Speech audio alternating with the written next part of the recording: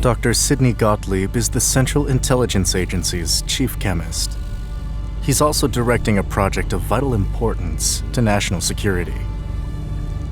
In government labs, universities, prisons, brothels, and so-called black sites across the world, the CIA is testing the effects of various conditions on the human mind.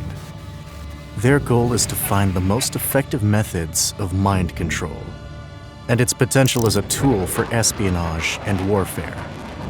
But the human mind is not so easily controlled. First, it must be broken. For over a decade, the CIA used thousands of men, women, and children as involuntary test subjects in their search for mind control. Prolonged exposure to psychoactive drugs, sleep and sensory deprivation, hypnosis, and psychological punishment are just some of the experiments they tried. Much of the evidence of MKUltra was destroyed, but not all. For decades, people have been piecing the story back together.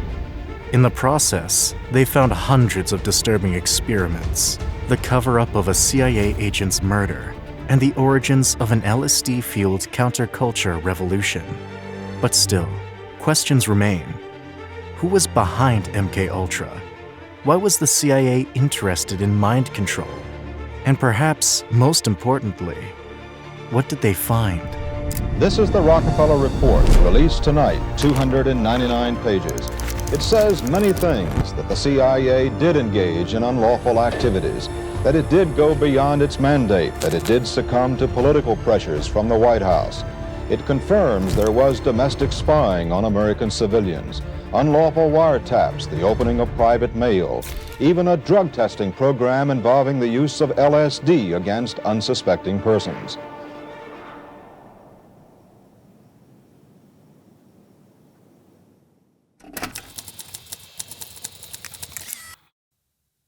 In 1942, the United States created the Office of Strategic Services. It was the country's first foreign intelligence agency, responsible for conducting espionage missions in World War II. But in 1945, after defeating the Axis powers, President Harry Truman dissolved it. He reasoned that the US didn't need a foreign intelligence service, especially during peacetime. But the war had never ended. Only the enemy had changed. 2 years later, the Soviet Union was spreading communism across Europe and building nuclear weapons. The Cold War was in full swing. So in 1947, President Truman signed the National Security Act. It created the Central Intelligence Agency under a vague definition. Its purpose was to carry out functions and duties related to intelligence affecting national security by using, quote, all appropriate methods. The CIA began spying on suspected communists, interfering in European elections, and gathering intelligence on the Soviets' growing military. For an intelligence agency, this was nothing out of the ordinary. But this didn't last long. In 1949, the Catholic Church's cardinal in Hungary, a Soviet republic, was accused of attempting to start a third world war, re-establish the Austro-Hungarian Empire, and crown himself emperor. These were outrageous crimes, which he was clearly not guilty of. But during his trial, the cardinal looked almost asleep, and he openly confessed to everything in a robotic tone. When the CIA saw this, they reached an alarming conclusion. Somehow, the Soviets had found a way to force people to willingly say things they did not believe, to control their minds. Mind control used to be the stuff of science fiction, but if it was real, the United States was facing an existential threat. With mind control, the Soviets could force captured agents to reveal secrets, turn against the US, and even brainwash American citizens and turn them into communists. The first country to use mind control at scale would rule the world. In 1950, an ex-OSS agent called Alan Dulles joined the CIA. Dulles believed they had to learn the secrets of mind control themselves, so he started the CIA's first mind control program, codenamed Bluebird. In a network of secret prisons, or black sites, in West Germany and Japan, the CIA began using captured Soviet prisoners as test subjects for their new so-called special interrogation methods. They worked directly with former Nazi scientists and the infamous director of Japan's Unit 731.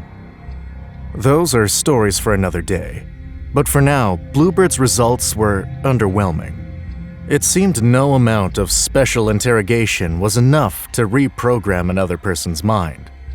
Dulles knew he had to expand Bluebird, but he needed a rare kind of man to help him do it.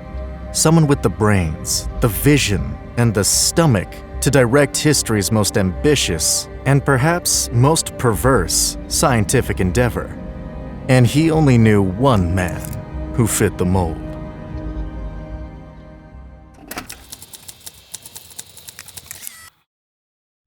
Sidney Gottlieb was born with deformed feet. He was only able to walk after 3 major surgeries, although with a noticeable limp. Despite his disability, Gottlieb was the best student wherever he went. He studied math and physics in New York's City College, chemistry in the University of Wisconsin, and earned a PhD in biochemistry from Caltech. After the attacks on Pearl Harbor, Gottlieb applied to join the Army, but he was rejected because of his limp. He would have to serve his country in another way. During the war, Gottlieb worked for various government bodies, researching everything from soil chemistry to the metabolism of fungi. In 1951, the CIA offered him a job in its technical services staff, which developed spy gadgets. Gottlieb was made chief of the newly formed chemical division. He was a gifted and creative researcher, and his superiors noticed. Around this time, Alan Dulles decided that Project Bluebird had to expand. He gave it a new name, Artichoke, and put the technical services staff in charge, effectively making Gottlieb its leading researcher. Gottlieb thought of mind control essentially as a 2-step process. First, the mind has to be emptied, and second, it has to be filled in with something else. But this process was anything but simple. Isolation, electric shocks, sleep deprivation, and other methods were too blunt. Instead of emptying a subject's mind, they destroyed it, leaving nothing left to fill in. Gottlieb needed a more sophisticated solution than the CIA's usual special interrogation methods. As a chemist, drugs naturally piqued his curiosity. First, Gottlieb did some experiments with marijuana, but his test subjects would burst into uncontrollable laughter. With cocaine, they became erratic and uncontrollable. Heroin was no better, and the effects from a psychoactive drug called mescaline were wildly unpredictable. There was, however, one more option. A few years back, the US Army had been researching innovative new chemical weapons, one of which was a Swiss-developed hallucinogen called LSD-25. It had fascinating effects on the human psyche. When Gottlieb learned about these tests, he was so intrigued that he decided to try LSD himself. He found the experience enlightening and came to believe that LSD was the key to controlling the human mind. However, the CIA's intelligence suggested that the Soviets had already discovered and were able to produce LSD. If it was indeed the key to mind control, the United States was at a massive disadvantage, and they had to catch up.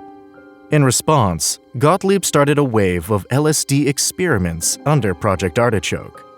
Initially, his subjects were willing CIA agents, but he eventually moved on to Korean prisoners of war and mental institution patients, which the CIA called expendables.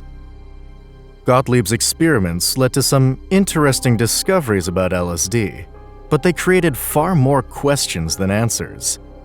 Project Artichoke was not nearly ambitious enough. Once again, it had to evolve. In 1953, Dwight Eisenhower became U.S. president, and he appointed the CIA current director as his chief of staff. The man who took his place was Allen Dulles. Dulles understood that mind control research was of vital importance to national security.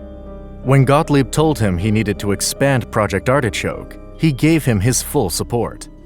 On April 13, 1953, Dulles formally approved Project MK-Ultra. It would be the most secretive and most disturbing operation in CIA history. MK-Ultra would dwarf Projects Bluebird and Artichoke. To unlock the secrets of mind control, Gottlieb was determined to test every possible substance and method on willing and unwilling subjects, inside America and abroad, no matter how cruel or violent he had to be. To keep MK-Ultra a secret, most people would never even know it existed.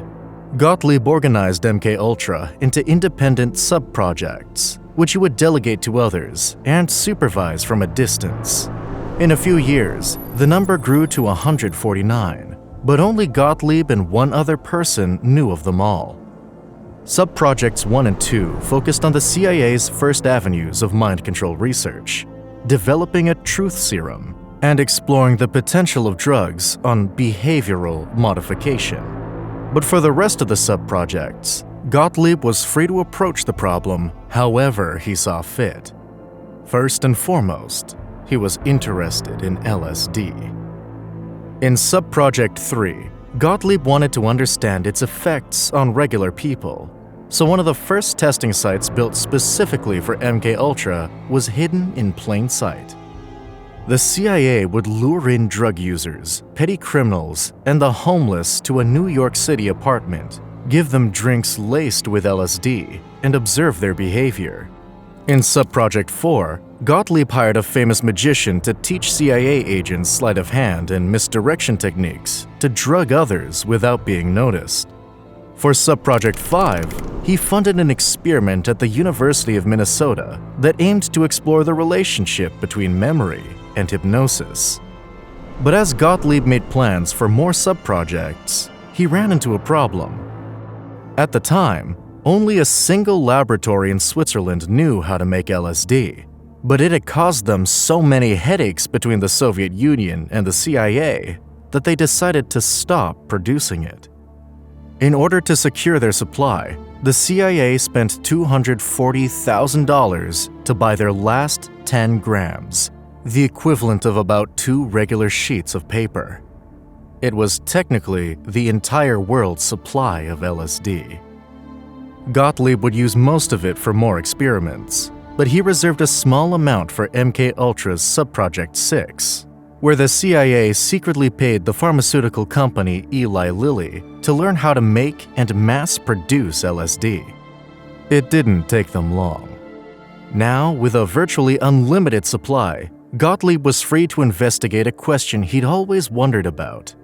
How much LSD can someone take before their mind dissolves? Gottlieb created 3 sub-projects to answer this question. In one of them, 7 patients, most of them young men, were given double, triple, and quadruple doses of LSD every day for 77 days. All of this happened in the Addiction Research Center at Lexington, Kentucky. An Atlanta Federal Penitentiary, and even a juvenile detention center in New Jersey, Gottlieb started 4 other sub-projects. In one of the experiments, 20 prison inmates were given LSD nearly every day for 15 months. Just like this, the number of sub-projects under Gottlieb's control grew in size and in cruelty. MK-Ultra's global death toll was climbing steadily, and even those who survived would hardly recover from such intense psychological abuse. It was only a matter of time until someone with way too much information made the deadly mistake of trying to leave MK-Ultra.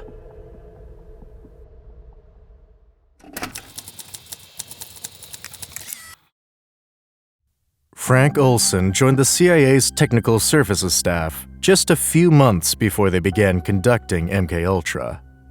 Before this, He'd led the U.S. Army's Special Operations Division, the same branch that introduced Sidney Gottlieb to LSD.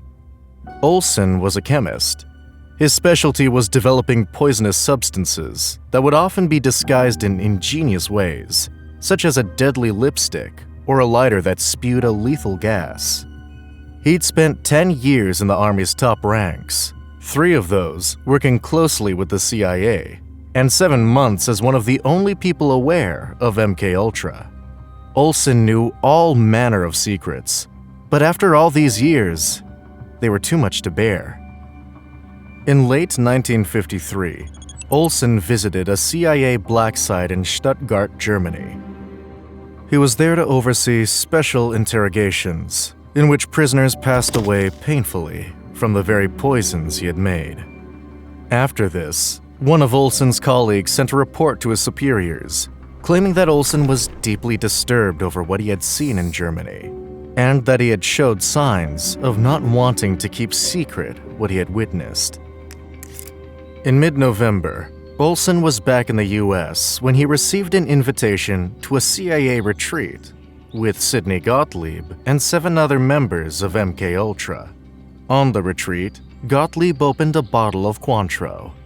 It had been laced with LSD, and Olson did not take it well. He refused to eat or even speak to his family. The few words he said to his wife were, "I've made a terrible mistake." Days later, Gottlieb convinced Olson to speak with a CIA psychiatrist in New York. During the trip there, he still refused to eat, but his conversation with the psychiatrist seemed to calm him down. Olson had promised his wife he would return to share Thanksgiving dinner with the family. But on the way back from New York, he had another breakdown. He said he was ashamed to meet his family.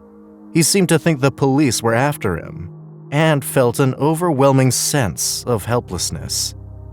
Olson's MKUltra colleagues suggested that he see the psychiatrist in New York once again, so he spent around an hour with Olson, and then 20 minutes with Robert Lashbrook, the only other person, apart from Gottlieb, who knew everything about MKUltra.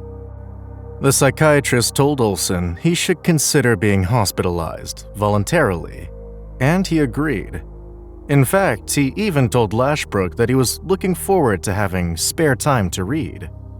That night, Olson and Lashbrook shared a room on the 13th floor of the Statler Hotel in New York City. At 2:25 a.m., the window shattered and Olson's body hit the pavement. The hotel's manager rushed out. Olson had survived the fall. According to the manager, he raised his head slightly, tried to speak, and fell back down. Before the police arrived at the scene, Lashbrook made 2 short calls. First, he called Gottlieb, who arranged for a crisis manager. And then, he called a number that belonged to MKUltra's psychiatrist. At a time when phone calls were routed manually, it was common for operators to eavesdrop on calls.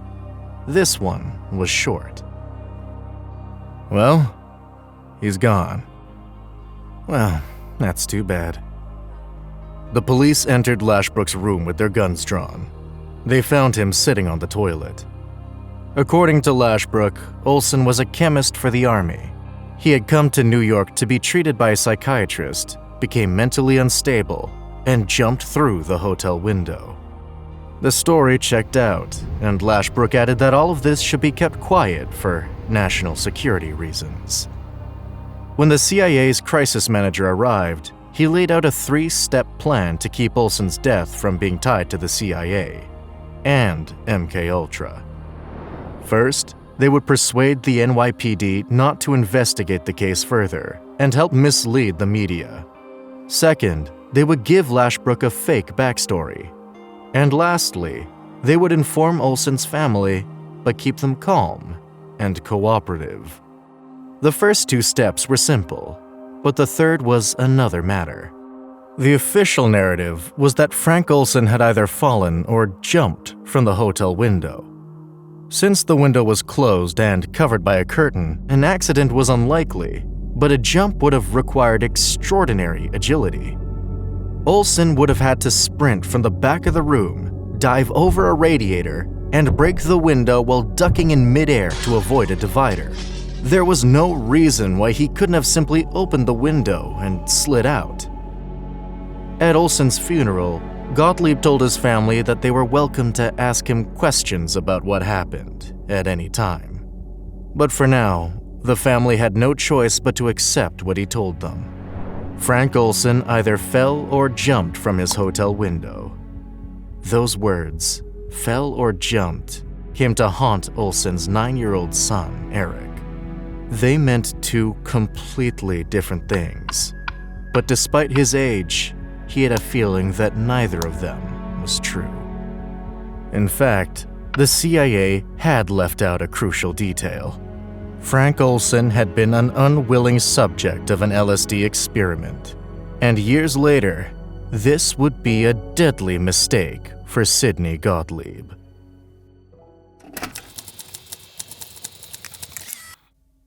As the American people's fear of war against the Soviet Union grew, Sidney Gottlieb solidified his power inside the CIA and greatly expanded the scope and scale of MKUltra. By the mid-1950s, Gottlieb was funding dozens of sub-projects in the most prestigious universities and hospitals in the country, which never knew the CIA was behind their grants. MKUltra was large enough to encompass everything, from the effects of extreme sensory deprivation and isolation, to a truth serum and a pill that would make a drunk man sober. But in reality, these early experiments made little progress in the field of mind control. For that, Gottlieb took things one step further. In 1955, the CIA contacted a man called Donald Ewan Cameron. He was the president of the biggest psychiatric associations in both the US and Canada, head of the Department of Psychology at McGill University. Recently, Cameron had conducted an experiment of particular interest to the CIA. Psychic driving, as he called it, was a technique to rid patients of minor disorders such as anxiety or depression. First, Cameron would drug his patients into a semi-comatose state for between 10 days and 3 months. Then he would use electroconvulsive therapy up to 40 times stronger than recommended. He would move them to a solitary ward, give them minimal amounts of food and water, an excess dose of LSD, and place a helmet with earphones over their heads. It repeated phrases like, "My mother hates me," hundreds of thousands of times. And after days of this, he would put them to sleep for another 10 days. Gottlieb saw a lot of potential in Cameron's research, so he began funding it under MKUltra Subproject 68. Cameron's work for the CIA was even more creative, but decades later, a review concluded that it had no therapeutic validity whatsoever. For now, Gottlieb took MKUltra in a wild new direction. In 1955, the man in charge of the New York apartment where they tested on regular people was transferred over to San Francisco on his regular job. This had been a crucial part of MKUltra, so instead of shutting the operation down, Gottlieb made the project stranger. Subproject 42, or as it was otherwise known, Operation Midnight Climax, had two goals. Just like in New York, the CIA would test drugs on regular citizens, but this time, they added a new variable. Starting in late 1955, the CIA deployed an entire team of women workers to the streets of San Francisco. For every client they brought to an apartment, drugged and slept with, they would get between $50 and $100. The CIA filmed and recorded everything from behind a one-way mirror. According to one agent, the apartment had so many hidden electronics that if you spilled a glass of water, you'd probably electrocute yourself. Operation Midnight Climax did not reveal much about mind control, but surprisingly, combining intercourse and drugs hoax was one of the most effective methods of extracting secrets discovered in all of MKUltra. Research wasn't always the priority, though. Gottlieb and his team were not opposed to partaking in the fun that comes with operating a brothel. 4 years in, MKUltra was a colossal enterprise, with dozens of sub-projects operating simultaneously across the world. Running it, though, had taken a toll on Gottlieb, so in 1957, he decided to train as a field agent in Germany.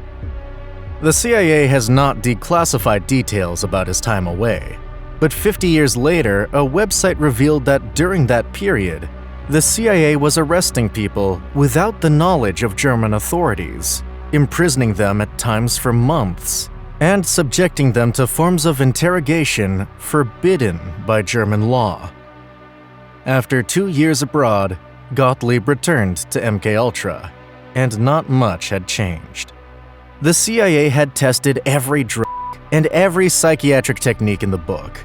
In the process, they'd found thousands of cruel ways to break a mind, but not a single way to control it. As for LSD, Gottlieb concluded that its effects were too unpredictable. But by that point, it was too late. By 1960, the CIA had shipped so much LSD around the US that it had leaked from university professors to students to the general public. Ironically, instead of controlling people, LSD seemed to help them rediscover themselves and break from convention. In the end, LSD was one of the root causes for the counterculture movement of the 60s and 70s. This is very lovely. And it goes and comes, you know. I mean, that one state there that was, I never experienced anything like that. With LSD out loose in the world, MKUltra could not remain a secret for much longer.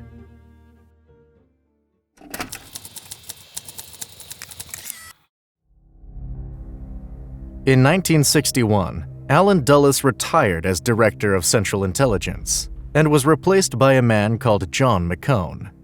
MKUltra was already reduced from its peak years, but it was still the most secretive project at the agency. McCone wanted to know what it was. Gottlieb managed to dissuade him from learning anything about MKUltra while he launched a few more sub-projects, one of which involved giving an elephant 300,000 micrograms of LSD. The result was tragic. However, after 2 years leading the CIA, McCone had become increasingly suspicious about MKUltra, and he asked for a report on it. Most details were omitted, but the report made 4 main points. MKUltra was A. unethical, B. illegal, C.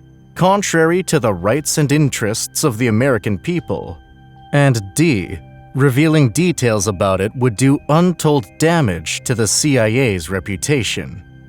The conclusion was that MKUltra should be reduced in scope, but Gottlieb, surprisingly, took that a step further.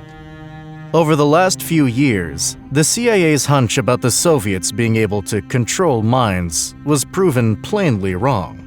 Mind control, as it turns out, is nothing but a fantasy. So apart from leading to some new special interrogation methods, MKUltra had been a complete failure. After 10 years, Gottlieb decided to effectively let it fade away. All remaining sub-projects would not be renewed. John McCone resigned from the CIA in 1965. His successor quit within a year and was replaced by Richard Helms, a man who had played an instrumental part in MKUltra. One of Helms' first actions was to promote Gottlieb to chief of the recently renamed Technical Services Division. Gottlieb did well in his new role. For the next 7 years, he helped develop a range of gadgets from a thumb-sized handgun and miniature cameras to poisons and a surgically modified cat with a microphone and transmitter. Gottlieb was indispensable to the CIA, and with Richard Helms as the director, MKUltra seemed a long-forgotten memory. But that was all about to change. On June 17, 1972, the Washington, D.C. police caught several men wiretapping phones and stealing documents at the Democratic National Committee's office in the Watergate complex. Apart from using gear supplied by Gottlieb's Technical Services Division, the intruders had ties to President Richard Nixon's re-election campaign. Nixon asked Helms to create a cover story for him, but Helms refused. Nixon fired him months later, so suddenly MKUltra's gatekeeper was gone. On his last day on the job, Helms asked Gottlieb to destroy all records of MKUltra, and it was a perfectly timed move. The next director of Central Intelligence, James Schlesinger, was determined to root out all corruption from the CIA. He immediately fired Gottlieb and asked all current and former employees of the CIA to report any illegal activities the agency had ever been a part of. 2 days later, though, President Nixon made Schlesinger his Secretary of Defense, and a new director, William Colby, received the report Schlesinger had asked for. Given the gravity of the 693 pages Colby received, the CIA's illegal activities remained a secret. But still, somehow the information leaked. Months after President Nixon's resignation in 1974, the New York Times ran a story about the CIA's illegal spying on members of the anti-war movement. The next U.S. president, Gerald Ford, was forced to launch an investigation. The Rockefeller Commission, as it was called, focused mostly on the CIA's illegal spying of American citizens. In 6 months of hearings, MKUltra was never mentioned by name, but some of its activities were discussed. In June 1975, the commission put out its final report. The next day, the Washington Post ran 4 stories about it. One of them detailed the case of an Army scientist who, after being given LSD without consent, developed serious side effects and fell from the 10th floor window of a New York hotel. When Eric Olson read this story, he instantly knew it was about his father. But some details were wrong. Frank Olson worked for the CIA, and he had fallen from the 13th floor. But the CIA never said they had drugged him, so the Olson family immediately went looking for a lawyer. A court battle would have forced the CIA to reveal damning documents about MKUltra, so instead, President Ford issued a formal apology and offered the family $750,000 to drop the case. After some thought, they accepted. The official narrative had changed. Frank Olson had jumped out of that window after a bad LSD trip. But his son Eric, now 31, still felt there was more to the story. He made it his life's mission to find out what really happened to his father.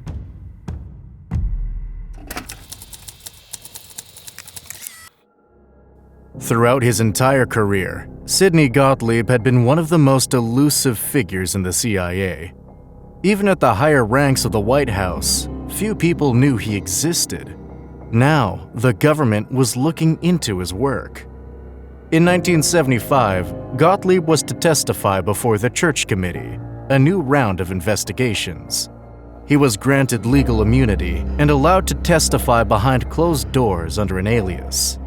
But in 40 hours of testimony, he revealed only the most superficial details about his time at the CIA. By the time the Church Committee submitted its final report, MKUltra and Sidney Gottlieb were still shrouded in mystery. But that was about to change. In 1977, a researcher called John Marks submitted a request for any and all MKUltra documents that escaped destruction. Under the Freedom of Information Act, the agency had to comply. This was the start of Gottlieb's downfall.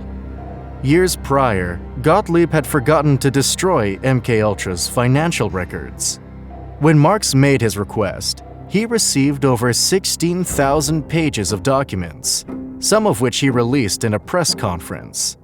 Despite being just financial reports, these documents revealed real details about MKUltra, and Gottlieb's name was all over them.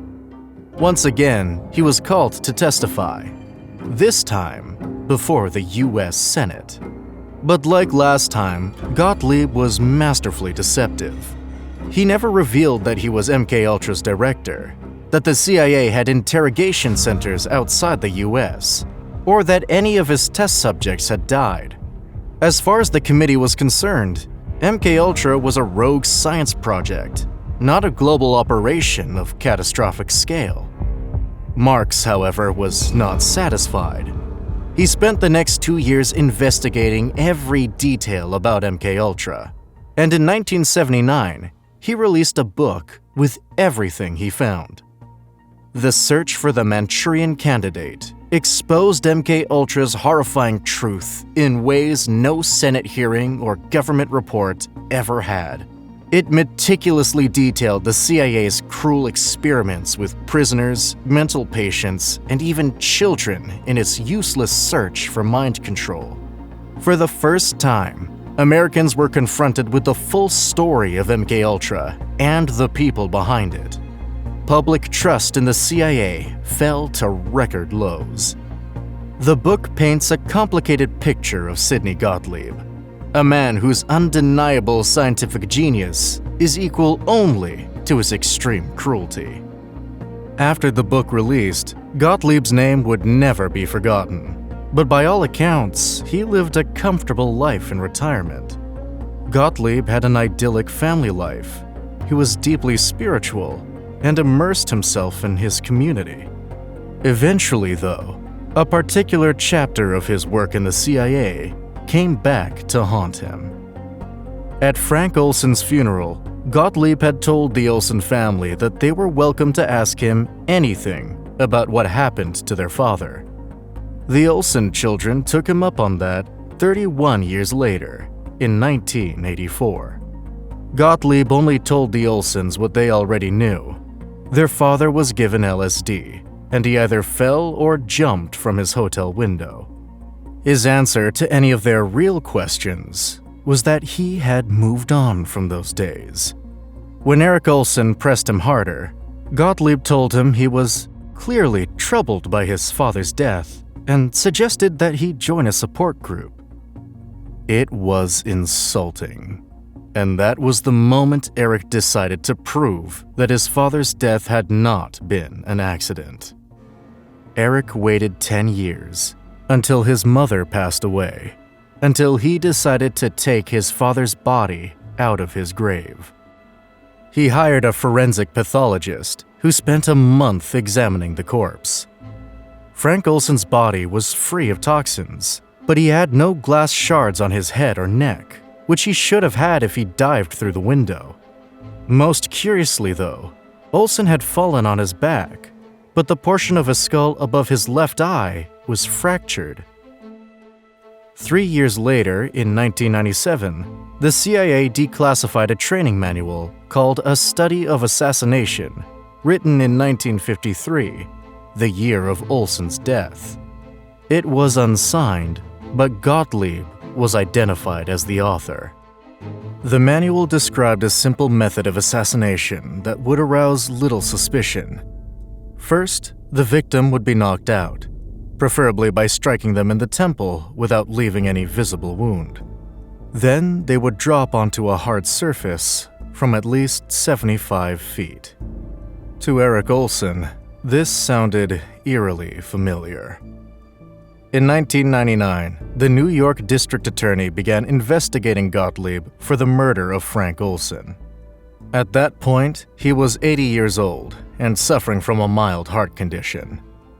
Gottlieb passed away before a trial took place, and his body was cremated.